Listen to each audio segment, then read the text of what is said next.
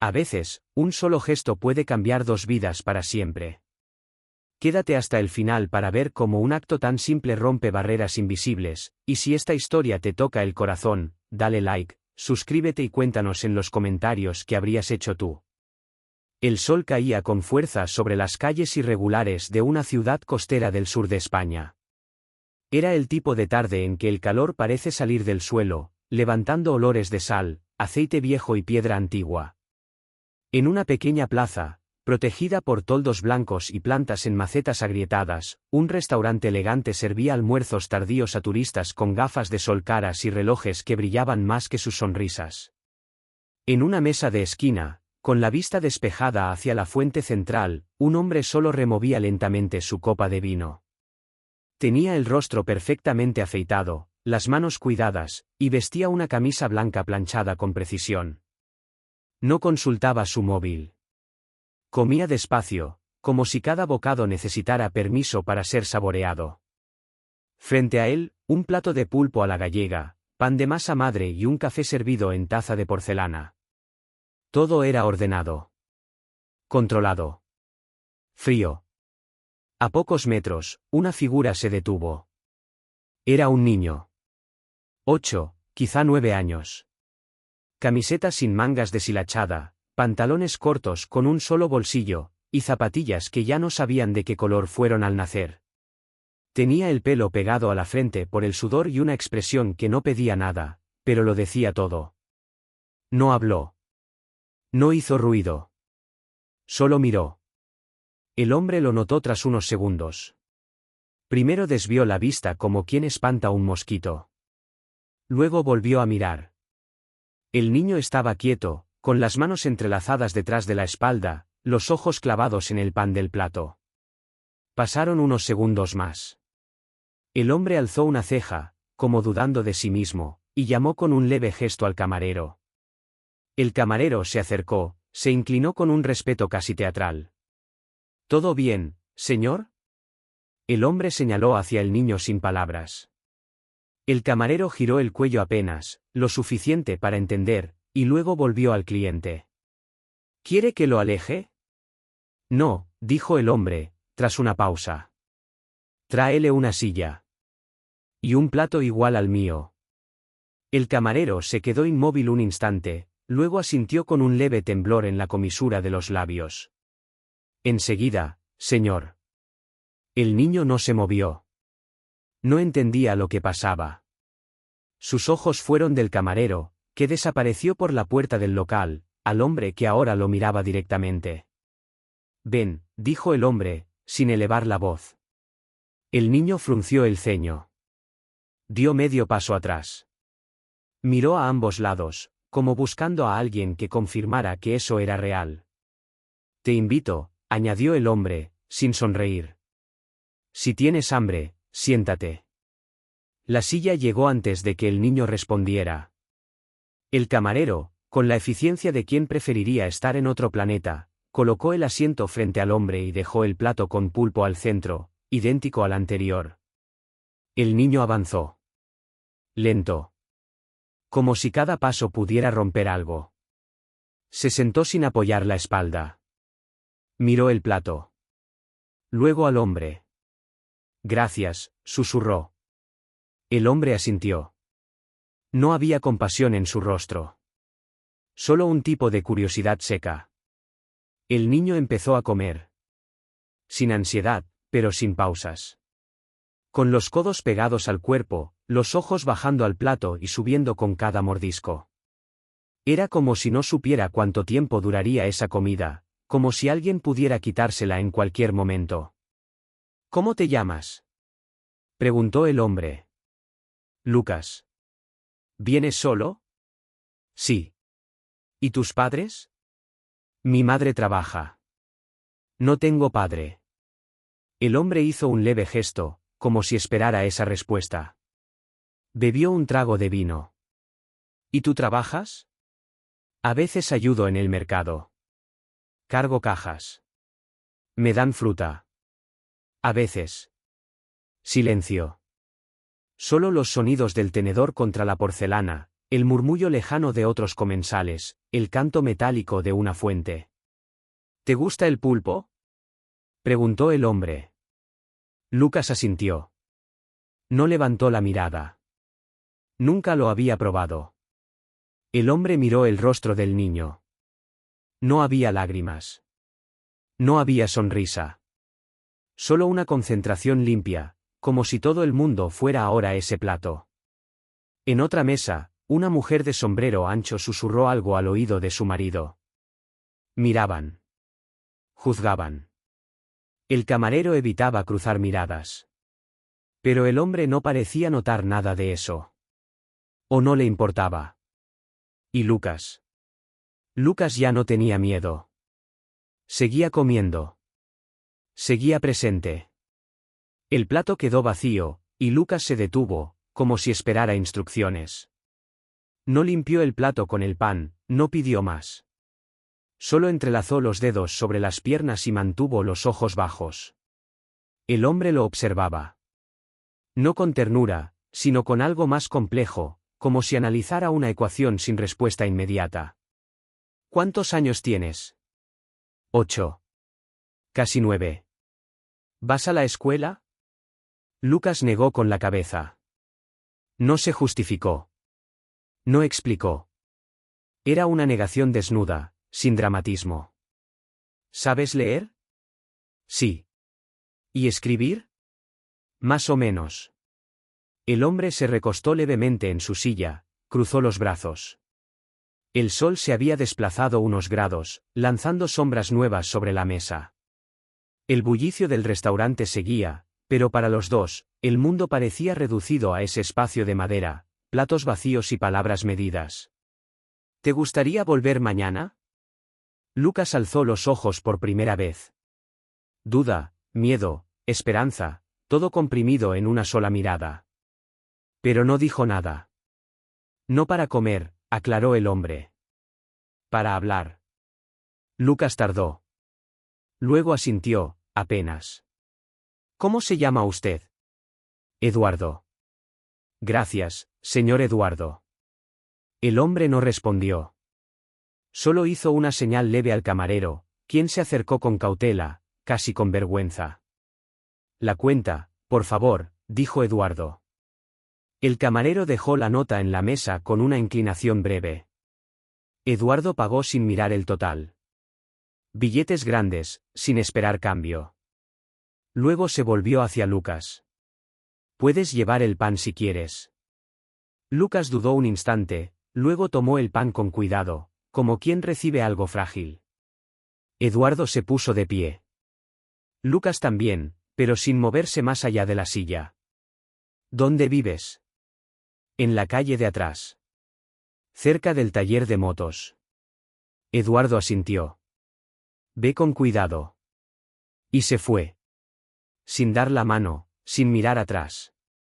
Lucas se quedó unos segundos más junto a la mesa, el pan apretado contra el pecho, y luego se perdió entre los callejones.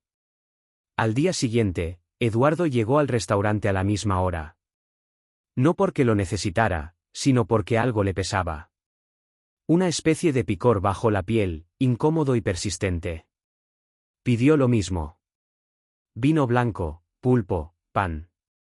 Pasaron 20 minutos. Luego 30. Estaba por rendirse cuando escuchó unos pasos suaves, casi tímidos. Lucas estaba ahí. Con la misma ropa. El cabello algo más peinado. El mismo gesto de no saber si debía estar allí. Llegas tarde, dijo Eduardo, sin levantar la voz. Tuve que esperar a que cerraran la pescadería. Me dejaron ayudar hoy. Eduardo señaló la silla. Lucas se sentó. No tengo hambre. No importa. Hablaron poco. Eduardo preguntó cosas. Lucas respondía con monosílabos, pero algo había cambiado, el niño lo miraba más. No se protegía tanto. Y cuando el camarero trajo un vaso de agua para él, Lucas lo aceptó sin miedo. ¿Tienes amigos? En la calle. Algunos. ¿Te metes en problemas? Lucas encogió los hombros. Eduardo lo interpretó como un «a veces». ¿Te gustaría trabajar en otra cosa? Lucas parpadeó. La pregunta no tenía sentido para él. ¿Cómo qué? Eduardo no tenía respuesta. No aún. Esa escena se repitió los siguientes días. A veces Lucas llegaba primero. A veces no hablaban mucho. A veces Eduardo no sabía que lo mantenía allí, esperando. Pero seguía volviendo. Un día, Lucas no vino. Eduardo esperó. Y al día siguiente, tampoco. El tercer día, al amanecer, fue a buscarlo. No sabía por qué. Solo sabía que el hueco que había dejado ese niño era demasiado preciso como para ser ignorado. Preguntó en el taller de motos. En la pescadería. En la esquina donde lo había visto por primera vez. Nada. Finalmente, una mujer con delantal manchado le dijo que había visto a un niño como él subir a una furgoneta de la policía local. Había una redada en la plaza de abajo, limpieza de indigentes, decían. Eduardo no pensó. No planeó. Solo subió a su coche y condujo hacia la comisaría. Puso el nombre de Lucas, único dato que tenía, en boca del primer agente que encontró. El agente lo miró como si fuera un error de sistema. ¿Y usted quién es? Soy, un conocido. Del restaurante. Mintió. A medias. ¿Tiene apellidos? No. ¿Familia? Tampoco. El agente suspiró. Si no lo reclama nadie, pasa a custodia del ayuntamiento. Centro de menores. Eduardo lo interrumpió. ¿Dónde está ese centro? Señor, ¿me puede explicar por qué? ¿Dónde? El agente, derrotado por la voz seca y el reloj de oro en la muñeca de Eduardo, apuntó una dirección en una hoja rota. Eduardo condujo. Lento. Como si las ruedas midieran cada decisión. No sabía qué iba a decir. Ni qué pretendía. Solo sabía que no podía dejarlo allí. Y cuando llegó al edificio gris, frío, sin ventanas en la planta baja, algo en su pecho se cerró. Aparcó. Salió. Y entró decidido. El interior del centro era todo lo que Eduardo temía y más. Paredes pintadas con un gris que parecía absorber la luz, pasillos que olían a desinfectante rancio y un silencio artificial, sostenido por normas más que por calma. Una recepcionista de voz monótona revisó una hoja, preguntó su nombre, el motivo de la visita. No soy pariente. Vine por Lucas. Estaba con la policía hace 3 días. Tiene 8 años. Moreno. Delgado. Se detuvo, sorprendido de poder describirlo tan fácilmente. Casi no habla. ¿Le gusta el pan? La mujer alzó una ceja, marcó un número, habló bajo. Luego indicó con un gesto que esperara. Eduardo se sentó en una silla de plástico, incómoda como todo en aquel lugar. Tardaron 15 minutos en venir por él. Un hombre con corbata torcida apareció por un lateral. ¿Es usted algún familiar? No. ¿Entonces? Quiero hacerme responsable. El trabajador social lo miró de arriba abajo. Reconocía el tipo. Traje caro, voz firme, mirada impaciente. Generalmente venían a sacar a algún sobrino con problemas. Este venía por un niño sin apellido. No es tan sencillo. Entonces dígame qué se necesita. Lucas estaba en un cuarto con otros 4 niños. Tenía la cabeza baja, las rodillas pegadas al pecho. Cuando Eduardo entró, no lo miró. Como si el mundo lo hubiese enseñado a no esperar que las cosas regresaran. Lucas.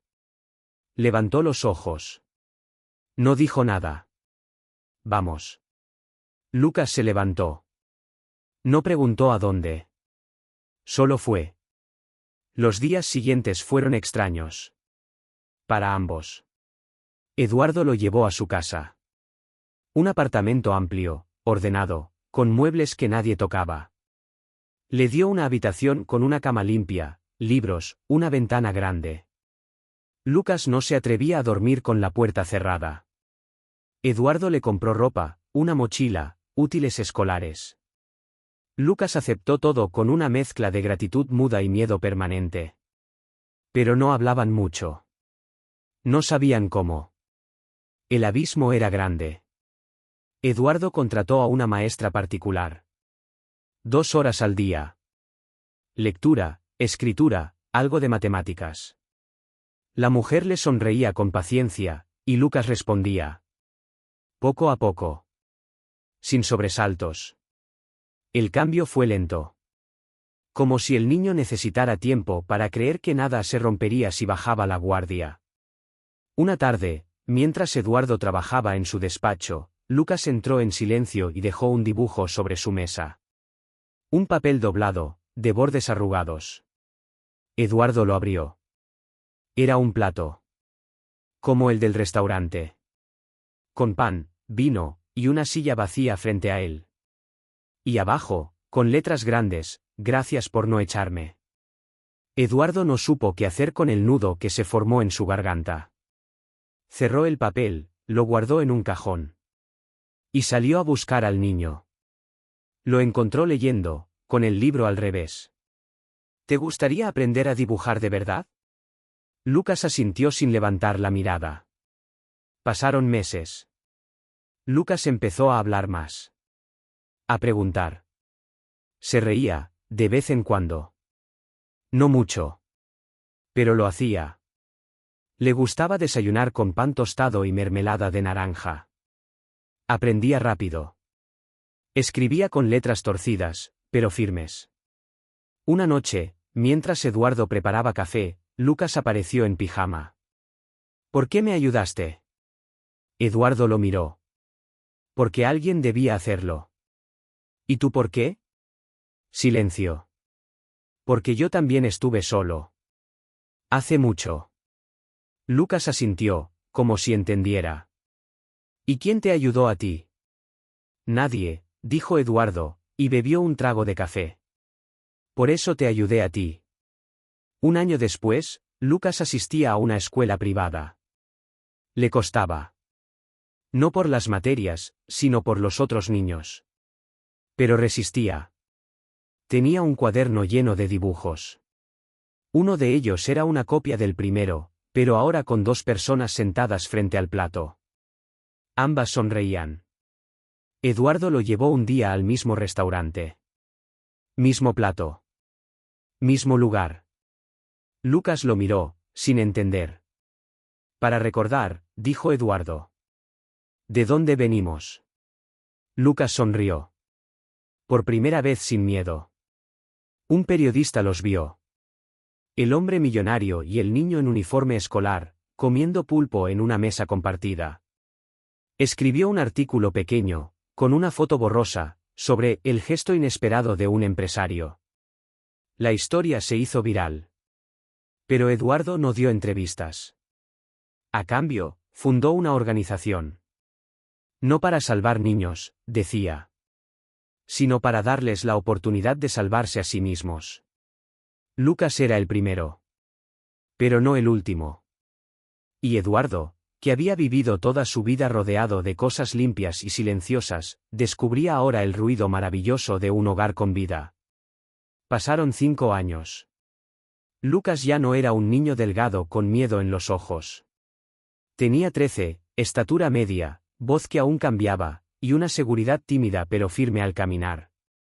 Vestía uniforme escolar, cargaba libros de ciencias, y tenía una afición por arreglar cosas rotas, relojes viejos, linternas sin vida, hasta una radio que Eduardo había dado por perdida. Vivían en la misma casa, pero ya no era un lugar silencioso. Las paredes tenían cuadros, dibujos de Lucas, algunos colgados con pinzas, y la mesa siempre tenía migas de pan.